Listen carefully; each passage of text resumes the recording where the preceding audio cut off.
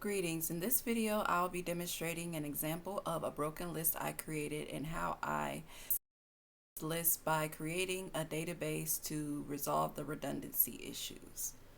So first, we're going to take a look at my list. My list consists of from 2023.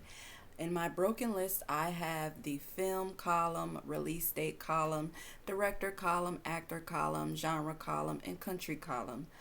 I then broke this list up into multiple tables to fix the redundancy issues. So I created another film table, which I created a film ID to go with each individual film.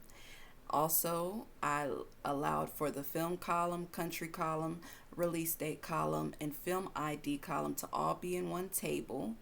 We also see that I have the genre ID, director ID, and actor ID. So if we look at the genre table, we'll see that I created a genre ID for each genre in the table. So that will solve the issue of multiple genres being repeated. Then in the actors table, I created an actor table and split the first name and last name up and created an actor ID to go with each individual actor.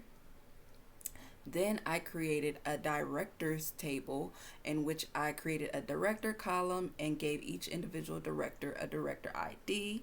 And if we go back to the film table, we can see we maintain the relationships between the tables with the genre ID, director ID, and actor ID, which are all foreign keys in the film ID table. The film ID in the film table is the primary key.